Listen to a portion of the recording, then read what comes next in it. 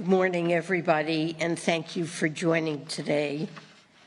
I'm very glad to have had the opportunity to welcome Vice Premier Lifeng to California.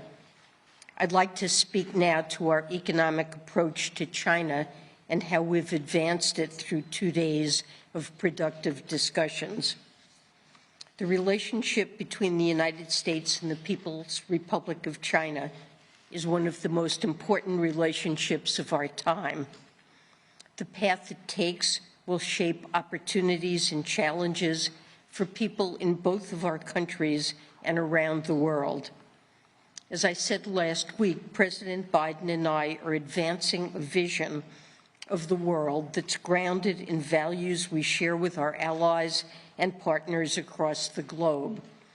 And while we will at times use economic tools to protect our national security interests, our vision also includes a healthy and stable economic relationship between the United States and China that benefits both sides and offers a level playing field for American firms and workers.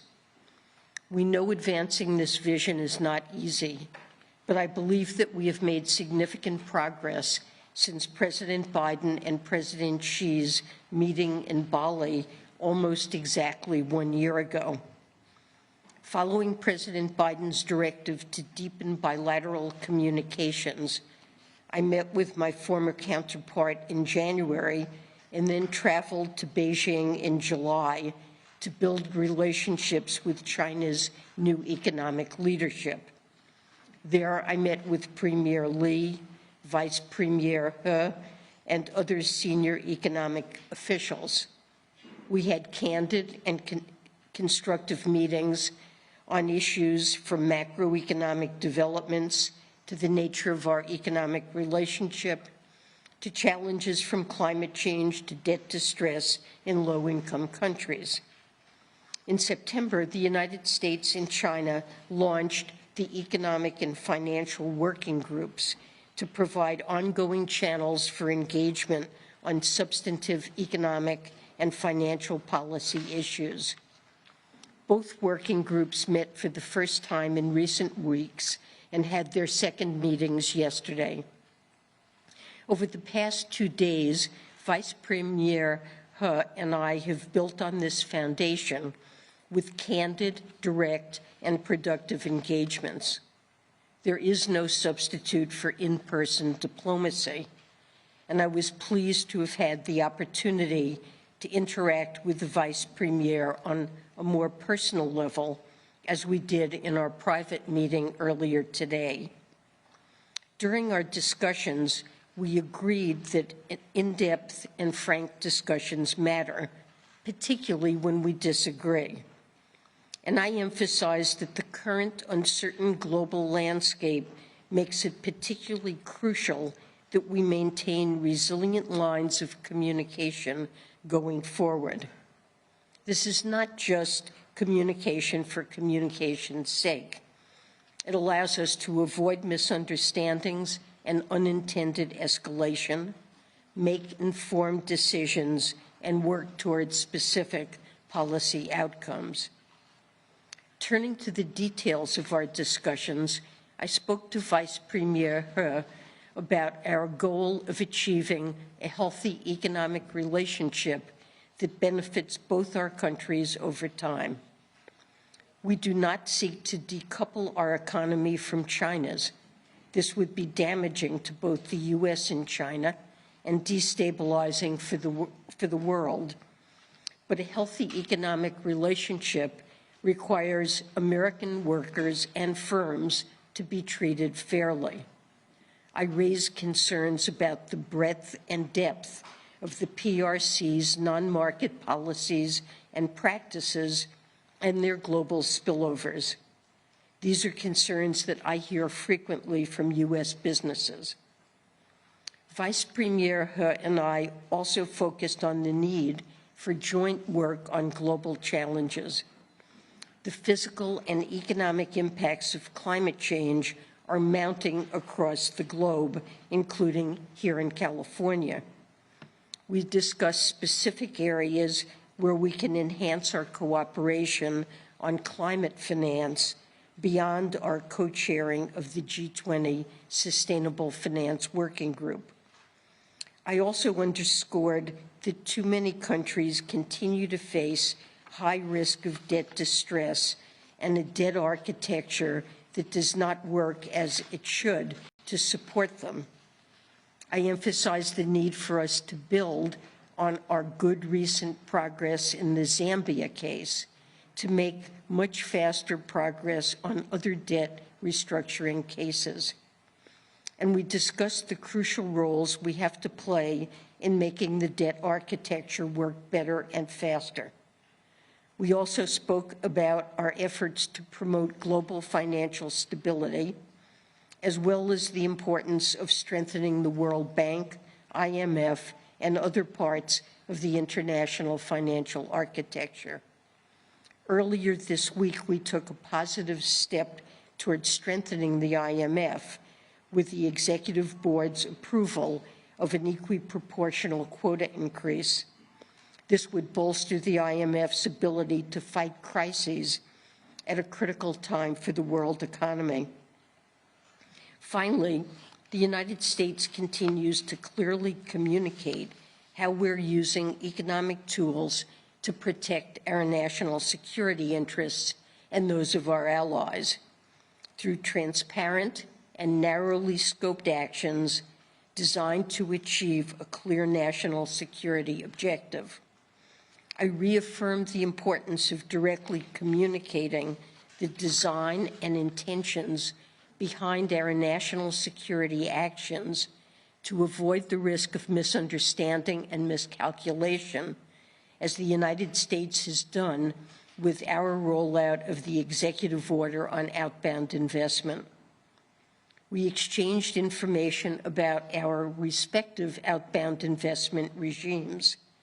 I also specifically raised our concerns about the PRC's export controls on graphite and other critical minerals. And I stressed that companies must not provide material support for Russia's defense industrial sector, and that they will face significant consequences if they do.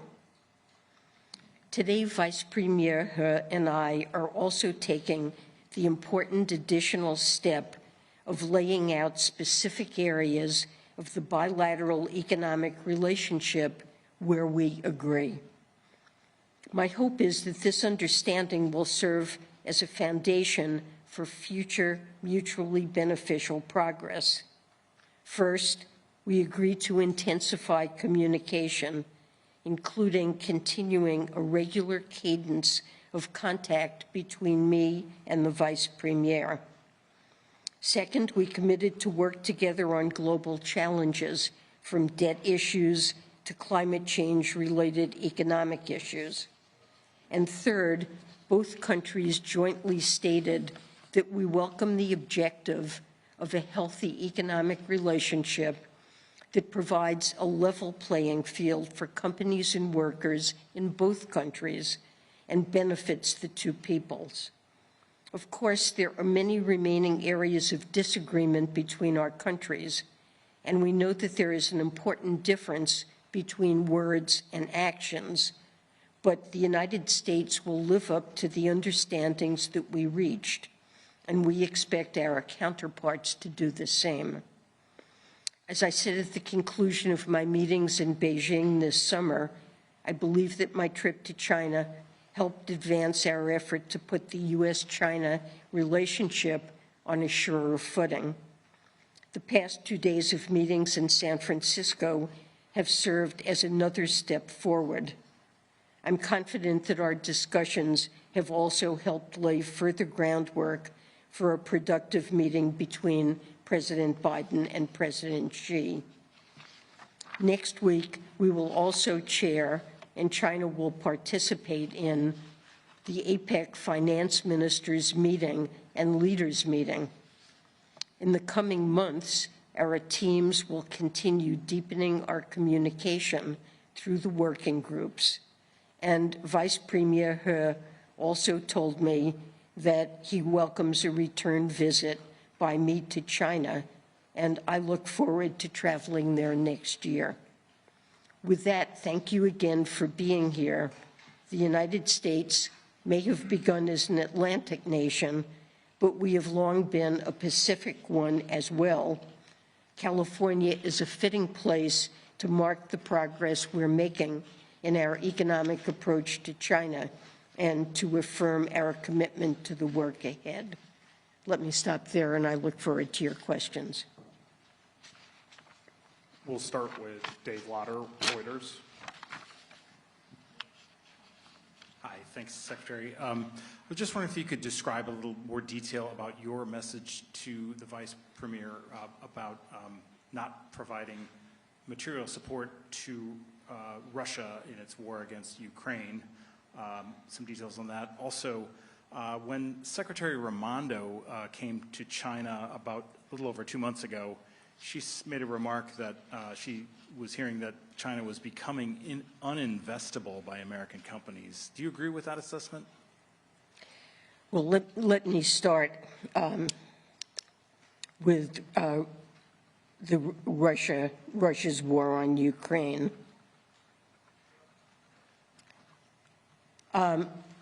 We are concerned that in spite of sanctions program that we've put in place, that equipment that is critical to Russia's military effort is nevertheless evading sanctions and being delivered to Russia. And we are determined to do all that we can to stem this flow of material that aids Russia in conducting this brutal and illegal war. We have taken sanctions already against a number of firms in a number of countries, including China.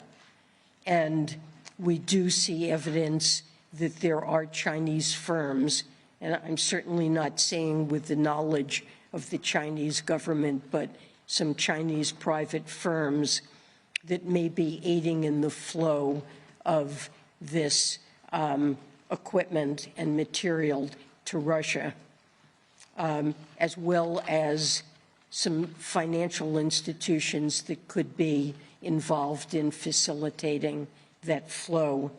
So I stressed in our conversations that it's critical to us that companies not provide material support for Russia's defense industrial sector, and that we were prepared to put in place further sanctions, that we would like to see China crack down on this, especially when we are able to provide information. You asked me about, is China? Well, look, many American firms are investing in China and are finding very profitable opportunities for businesses there. On the other hand, American businesses do express concerns about actions by the Chinese government that are unanticipated, that impact their businesses, and it gives them grave concern. So they are focused on trying to better understand what Chinese policy is and making sure that it's predictable and based on principles that they understand. And so we discussed the need to articulate such principles. Next, let's go to Victoria Dendru at Bloomberg. Thank you. Hi, Secretary. You discussed the Chinese economy. I was just wondering, based on what you heard over the past couple of days, whether you think the policies implemented by China right now are sufficient to support demand, address weakness in the property sector, local government debt, and just maintain the growth momentum that they have. Also, if deflation, the recent data, if that came up, and how concerned you are. And just as a follow-up to Dave's question, based on what you heard about the state of the economy and the concern you have about market access that you mentioned, what would you advise U.S. businesses that are considering investment in China? Thank you. So we did have detailed discussions about the Chinese economy and the outlook for it. I'm really not prepared to give you a definitive view on whether or not the plans that they've set out are sufficient, but I think we now have a better understanding of the approach that the Chinese government is taking, both toward short-run issues of concern, namely weak growth and problems in the property sector, which I think they believe they are forcefully addressing, and that they're on top of that. Of course, I'm sure they would be prepared to take further actions if that turns out not to be the case. But my understanding is that China is focused from a medium-term perspective on quality growth, that it's important to them not to recreate the problems that have led to problems in their property sector, to over-indebtedness of local governments and the like, that they're trying to deal with those problems, and they don't want to put in place measures that would provide some short-term boost to the economy, but at the expense of exacerbating longer-term problems. And they explained to us that their focus is going to be particularly on advanced manufacturing and developing their expertise and capabilities in that area. Let's see. I'm sorry. You asked me. Inflation and also just U.S. companies investing there based on market access concerns. So deflation concerns, they seem to feel that they have successfully addressed them. And, you know, I think we'll have to wait and see. And in terms of market access, American firms have good market access in many sectors. The Chinese indicated their intention over time to provide additional market access in other sectors. There are, as I mentioned, concerns that American firms have about what sometimes appear to be arbitrary actions by the Chinese directed at American firms that are of concern.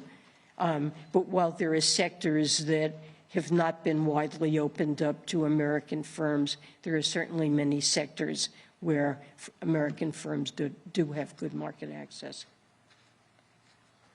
Let's go to Andy Duran, Wall Street Journal. Hi, Secretary Yellen. I wanted to ask about the bond market, kind of two things. One, there's been some, I guess, speculation among analysts that China has been reducing their holdings of U.S. Treasuries as they've been intervening to support their currency. Curious what your view is on that, if that's something that came up in these meetings with the Vice Premier. And then more generally on the bond market, you know, there's been, between quarterly refunding last week, there's been this perception that Treasury is taking a more flexible approach to its regular and predictable issuance, particularly on the long end of the curve. You know, there was a 30-year auction yesterday that saw soft demand. I mean, is that something that Treasury is trying to actively grapple with right now? How flexible to be with its issuance plans, given some of these concerns of the curve? Thanks. So let me start with the Chinese currency. I mean, the Chinese currency has been under downward pressure, and I think that China sees that as a risk that, if it isn't contained, could exacerbate capital outflows and trigger unwanted and excessive depreciation. But we don't really know the extent to which they're intervening in support of their currency. They don't yet publish, although I'm hopeful that this will change, information on their foreign exchange intervention. So we really don't have that information, but it would not be surprising if they are running down Treasury holdings to some extent in order to support their currency. With respect to the bond market, The 10-year Treasury and longer-term rates have come down some off their highs. Our quarterly refunding, I think, did show some flexibility with respect to issuance. Regular and predictable are the core foundations of our issuance policy, but also we do confer regularly with market participants and try to understand demand and supply conditions in different points along the yield curve. And clearly there seemed to be some pressure, unusual pressure at the long end. And we are continuing to increase our issuance at the long end. We need to do that, but we increased it less in this last quarterly refunding than we did in August. That seems to have had a favorable impact. Let's go to Shu Yao Mu from Xinhua News Agency. Thank you, Mr. Treasury Secretary. My question is, how does the U.S. plan to stabilize its economic relationship with China from further deteriorating? Have the two countries found a common ground? And in what specific areas that the two countries have agreed to enhance cooperation so as to address shared challenges faced not only by the two countries, but also the global community? Thank you. Sorry, was the first question, I didn't quite catch that. Was that about? How does the U.S. plan to stabilize its economic relationship with China from further deteriorating? Well, we plan to stabilize our relationship by first understanding what each other's objectives and tools are for achieving those objectives. I think the Chinese feel that actions the United States has taken in some cases were surprises to the government and also to Chinese businesses. And the United States, I think, feels the same way, and American firms feel the same way about China's actions. And so trying ourselves to discuss and deepen our understanding of what our objectives and tools are is the foundation for stabilizing the environment and providing a deeper understanding to firms so that they can make intelligent and rational decisions without what we would not want to see is some private sector decoupling from China, especially one that's based on misinformation, when our mutual desire, both China and the United States, is to create a level playing field and ongoing, meaningful and mutually beneficial economic relations. So that is our main focus. And then you asked about areas for cooperation. And yes, we've certainly recognized that there are areas for cooperation, and I would mention three.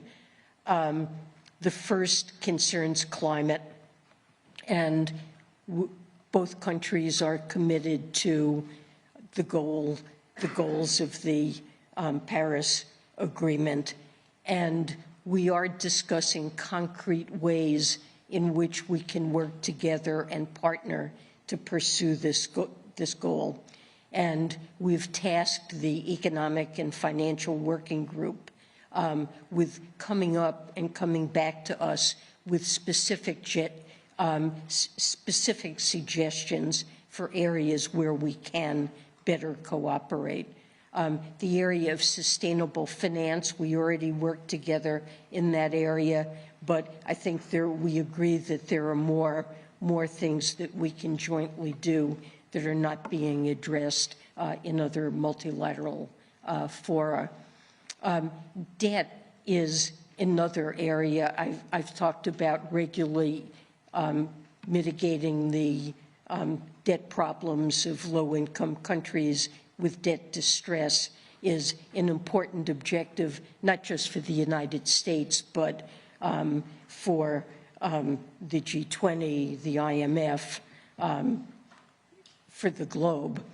And China, as a major creditor, needs to take part in that. The process has been moving too slowly, but we have agreed to cooperate in trying to speed it up. I've been pleased to see the progress was made with Zambia.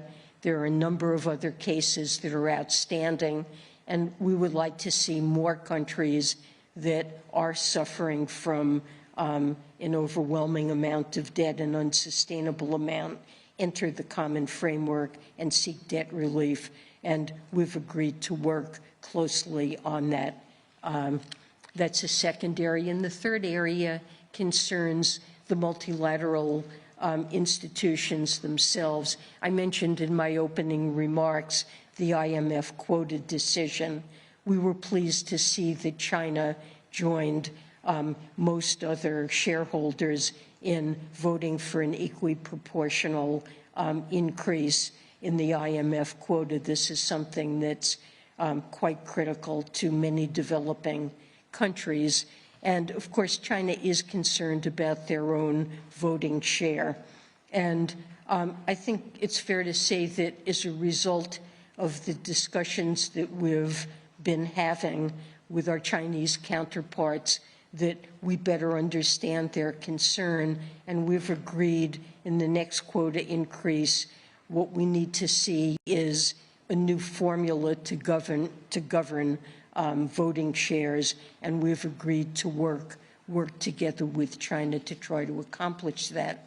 But more broadly, we want to see the multilateral development banks, starting with the World Bank, evolve to take on a range of global challenges, particularly pandemics, climate change, and the impact of conflict and fragility. These are developments that have global spillovers. We want to encourage countries to borrow to address these issues.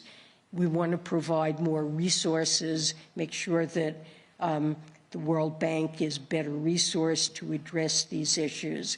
And I've set out in previous speeches and comments an entire evolution agenda that we would like to see the MDBs take on.